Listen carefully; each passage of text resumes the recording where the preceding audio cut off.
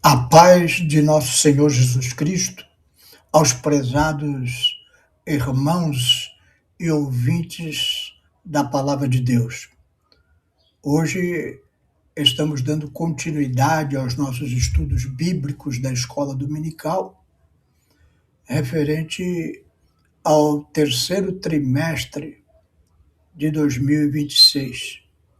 Neste trimestre, estamos estudando o livro de Atos, a chamada missionária e a consolidação do Evangelho entre os povos, relatados neste livro por Lucas, o médico amado. E chegamos à lição de número 8. A lição de número 8 é referente ao domingo 23 de agosto de 2026 e tem como título Despedida em Éfeso, entre lágrimas e alertas. Eu vou ler o texto bíblico e vou orar por você, por a sua casa, abençoando o seu lar, a sua família, a sua pessoa, para que haja vitória em todos os aspectos da sua vida, principalmente no aspecto espiritual, que é o nosso objetivo como pastores da Igreja do Senhor.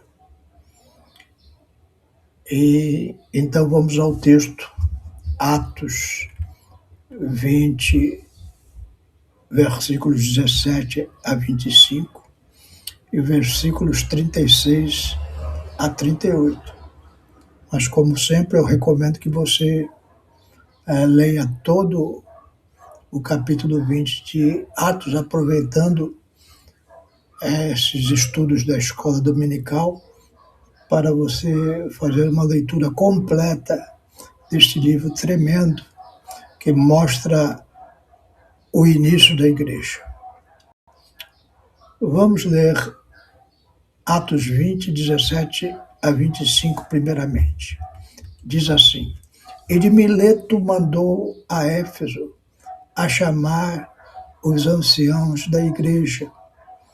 E logo que chegaram junto dele, disse-lhes: Vós bem sabeis desde o primeiro dia em que entrei na Ásia, como em todo este tempo me portei no meio de vós, servindo ao Senhor com toda a humildade e com muitas lágrimas e tentações que pelas ciladas dos judeus me sobrevieram.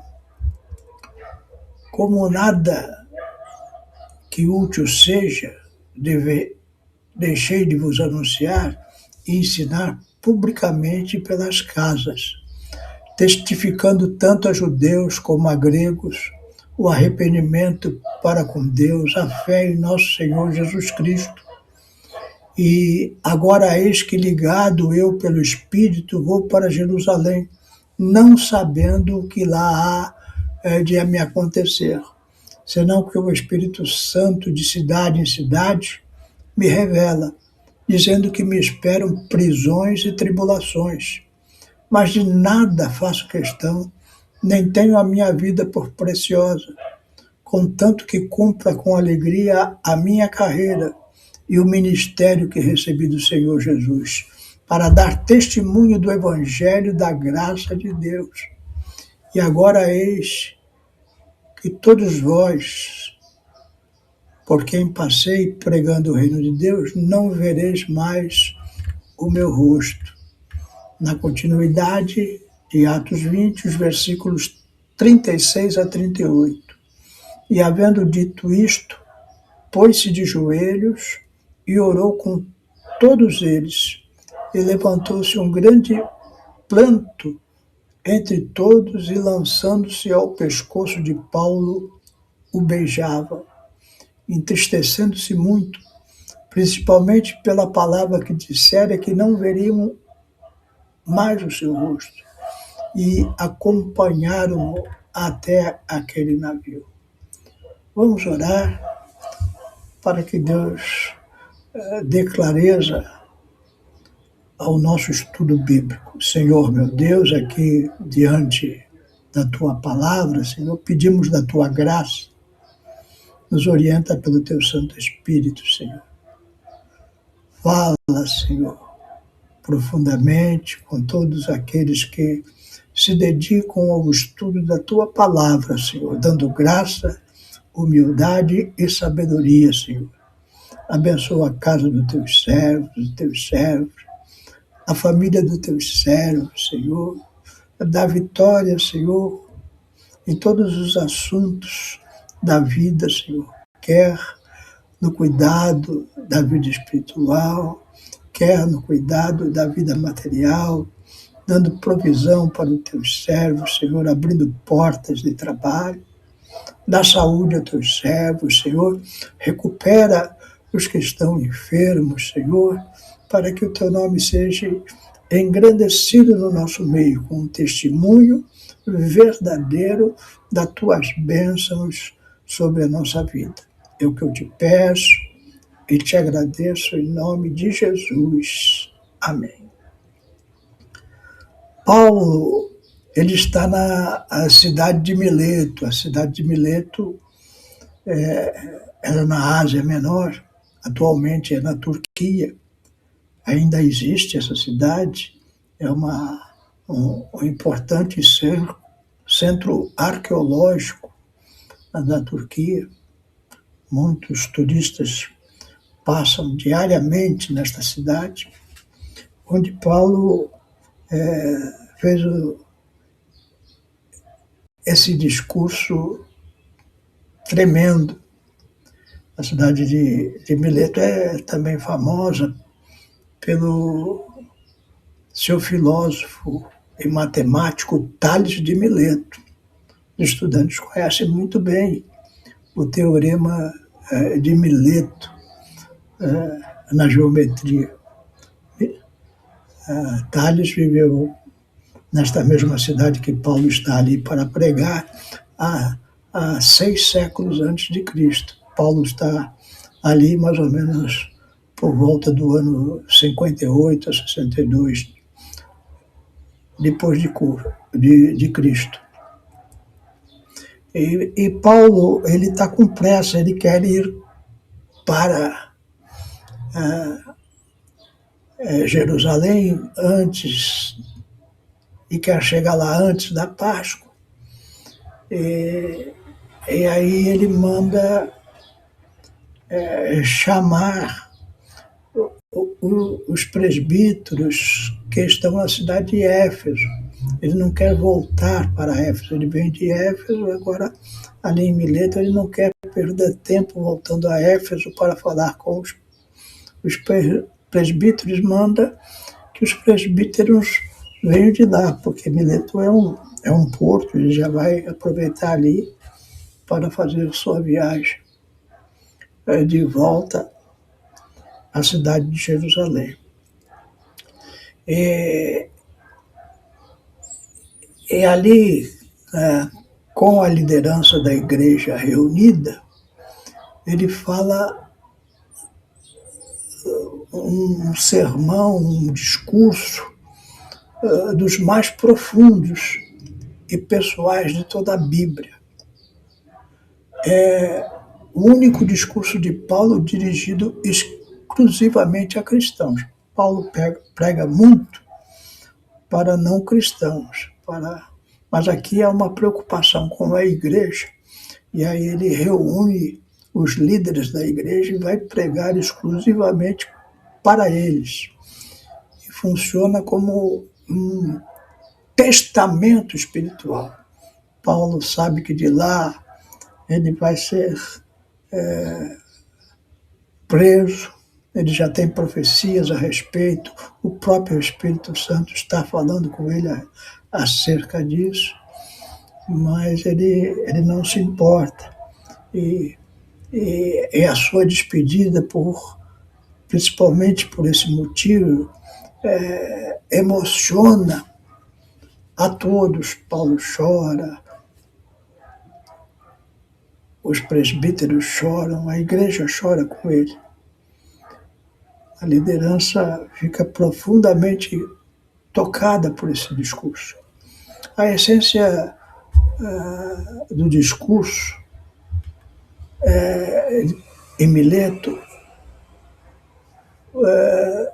é uma mistura de recordações do passado, exortação para o presente, profecia sobre o futuro e essa despedida com lágrimas. O ponto central, como sempre, é a fidelidade do Evangelho, mesmo diante de sofrimento e cuidado com a igreja que ele chama de a Igreja de Deus, adquirida com o próprio sangue de nosso Senhor Jesus Cristo. E aí ele começa recordando o seu ministério passado.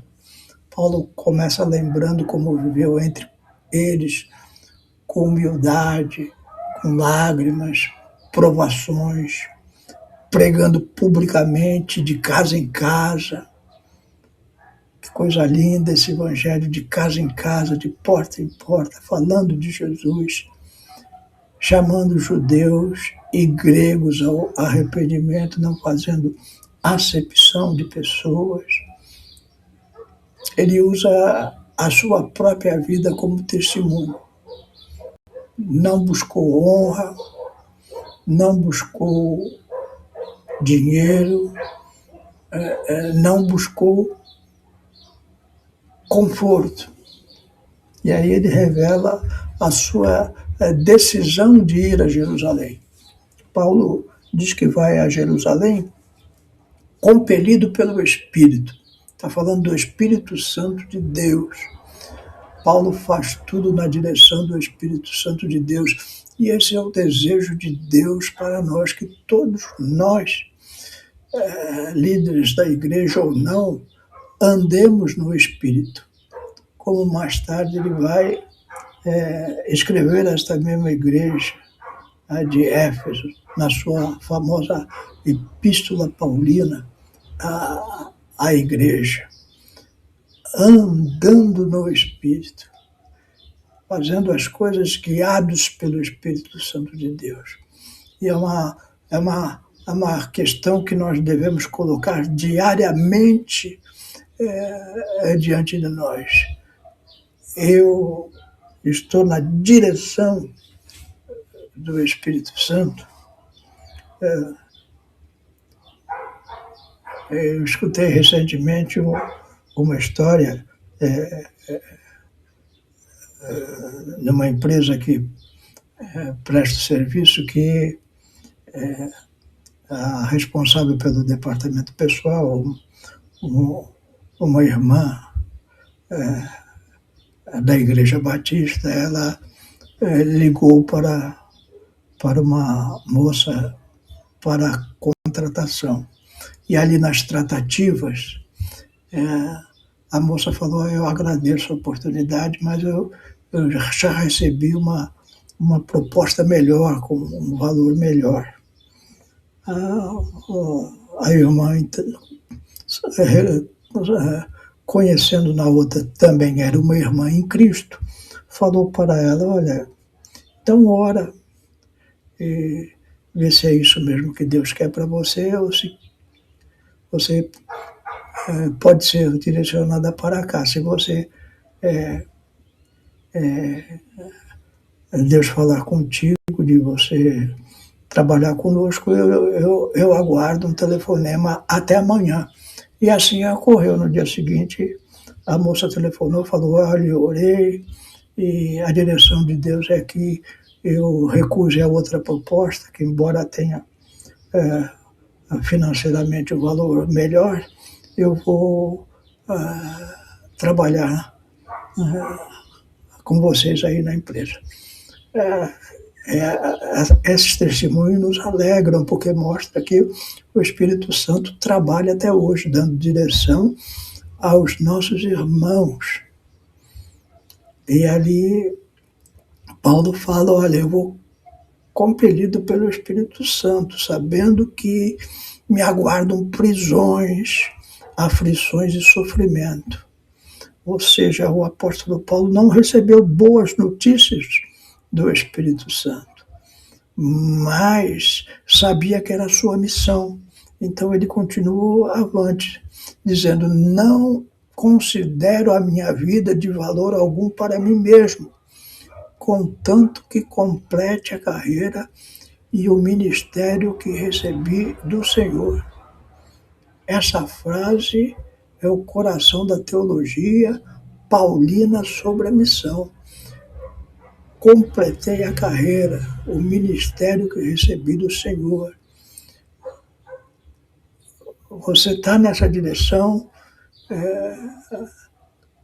com convicção que mesmo diante de lutas, sofrimento, adversidades, é mister que você cumpra a missão que Deus designou para a sua vida.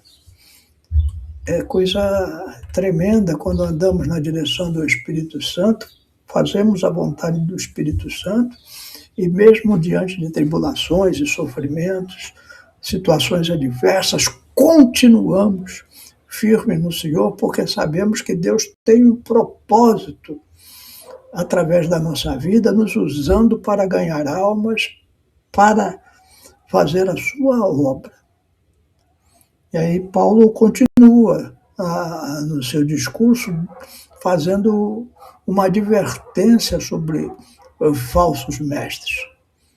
Paulo profetiza que após a sua partida, lobos vorazes entrarão na igreja. Homens se levantarão dentro da própria comunidade. Veja só, meu irmão, minha irmã, dentro da própria comunidade. Falsos irmãos entre nós, para distorcer a verdade. Então, ele chamaria a liderança da igreja, os presbíteros, a serem vigilantes, lembrando que por 3 anos ele os instruiu com lágrimas, não joguem isso fora. Mas também é um alerta para nós hoje, que a igreja do Senhor sempre vai ser atacada por lobos ferozes, nem sempre de fora, nem sempre com um aspecto de tribulação e terror, como são as obras do maligno, mas às vezes disfarçados de cordeirinhos, de anjos, mas por dentro são lobos ferozes que querem tirar proveito para si da obra do Senhor, prejudicando o rebanho e levando muitos à perdição. Então, é responsabilidade nossa cuidar que o lobo não ataque as ovelhas, e se atacá-las, nós estamos prontos para defender a nossa fé. Estamos vivendo um tempo muito, muito tribuloso, onde lobos ferozes têm entrado em toda a igreja de Cristo. Agora, com esse meio que nós temos, o YouTube e outros meios onde nós conhecemos pregações de todas as igrejas na nossa terra, nós percebemos que muitos pseudos pastores têm trazido teologias mortas, coisas contrárias às Escrituras, buscando a sua ganância, o ganho, e se esquecendo do rebanho de Deus. Então, Paulo traz a nós a responsabilidade pastoral. Paulo dá a ordem central do discurso: cuidem de vocês mesmos e de todo o rebanho.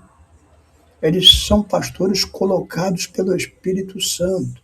Meu irmão, minha irmã, que tem responsabilidade sobre a igreja, fique ciente que isto é obra do Espírito Santo. A igreja é preciosa porque foi comprada pelo sangue de Cristo.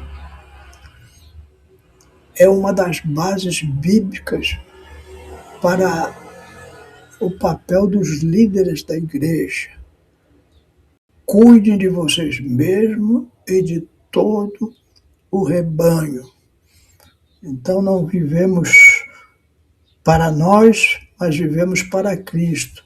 E Cristo cuida da sua igreja e usa homens na liderança para fazer essa obra. E aí ele mostra um exemplo pessoal de trabalho e generosidade. Ele dá testemunho, ele fala, eu não só prego, eu vivo o que prego. Paulo lembra que não cobiçou prata, ouro ou roupas. Você que tem liderança na igreja pode dizer isso? Não cobiço prata, ouro ou roupas? Trabalha com as suas próprias mãos. Paulo, embora pudesse viver da igreja, é lícito o pastor viver da igreja, a igreja manter um pastor assalariado, Paulo ele não se prestou só à ajuda dos irmãos.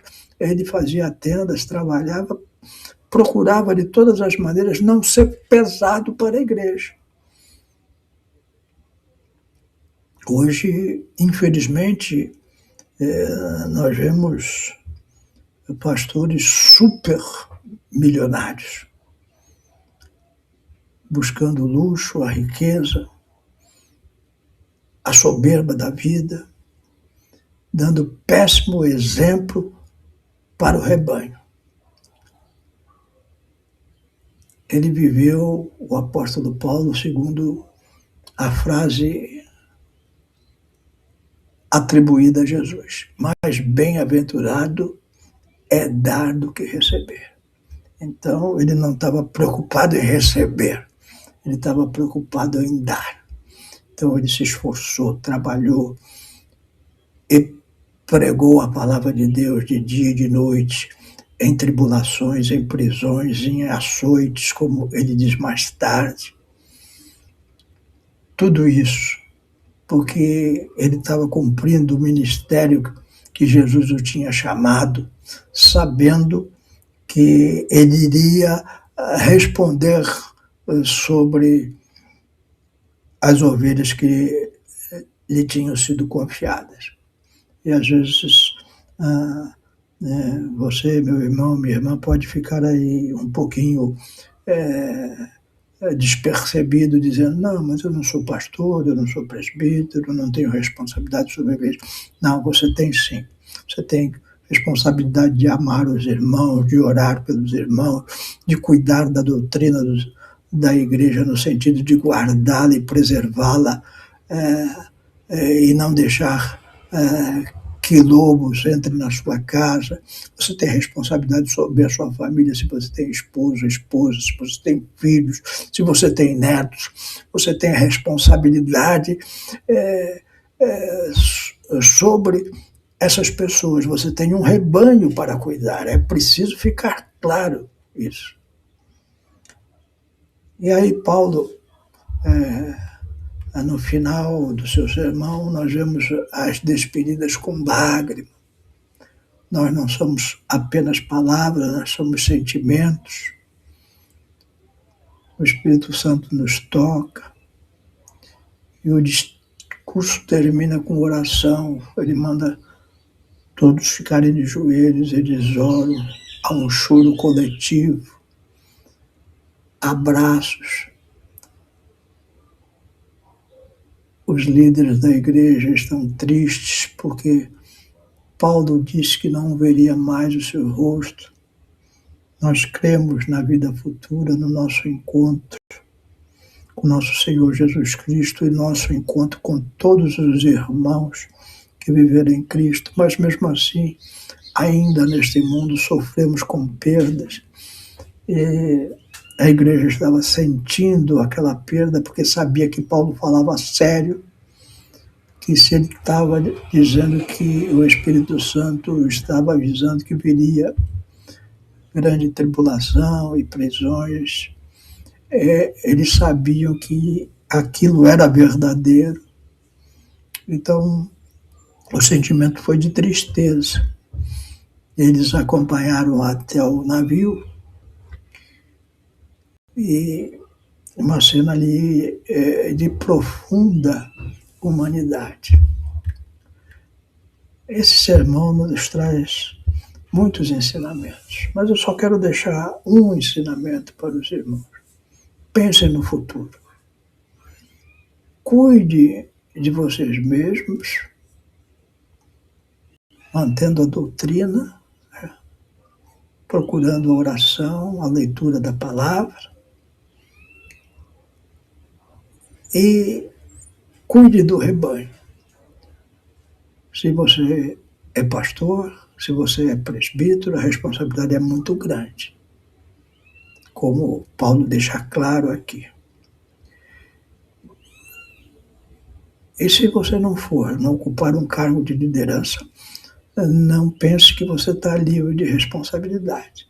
Você tem responsabilidade de orar pelos irmãos, de preservar os ensinamentos que eles são dados pastoralmente, conferindo tudo que lhe é ensinado pela Bíblia Sagrada e mantendo essa doutrina em casa. Não apenas com palavras de pregações, mas com testemunho, não sendo cobiçoso, ganancioso, não procurando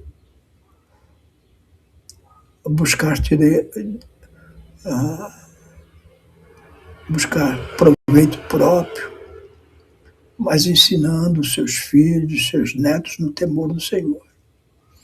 Se preocupe com o futuro. Um dia você vai partir. Se você não estiver aqui na vinda de nosso Senhor Jesus Cristo, a sua família vai ficar, seu rebanho, seu pequeno rebanho vai ficar.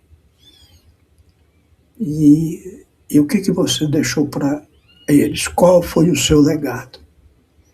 Eu, quando faço esses vídeos,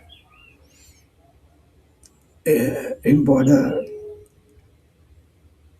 eu tenha poucos ouvintes, eu sempre me preocupo com os meus netos.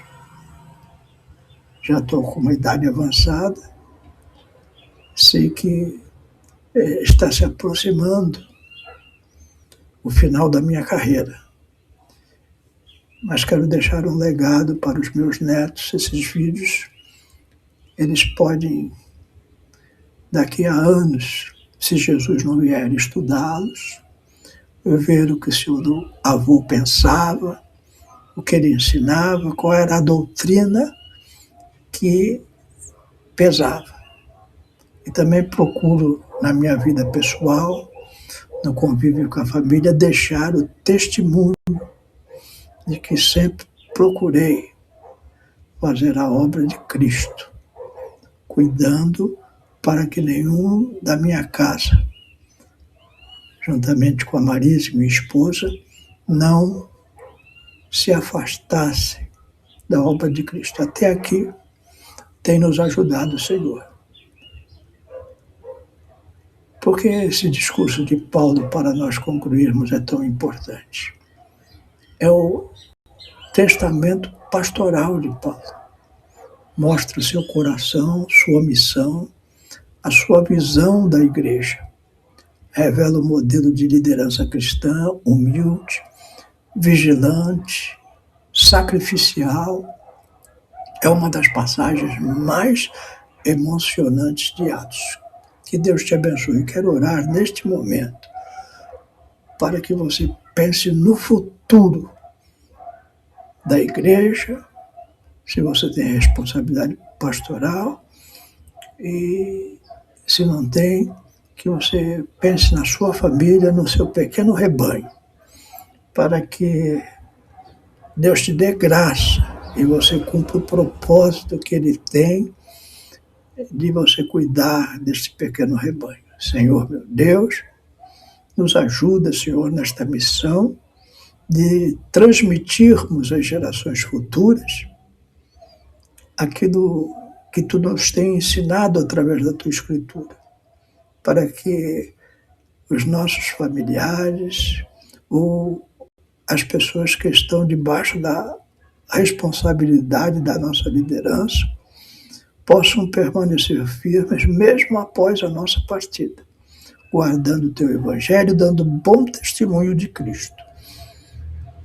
Ajuda-nos nesta missão, é o que eu te peço e te agradeço em nome de Jesus. Amém.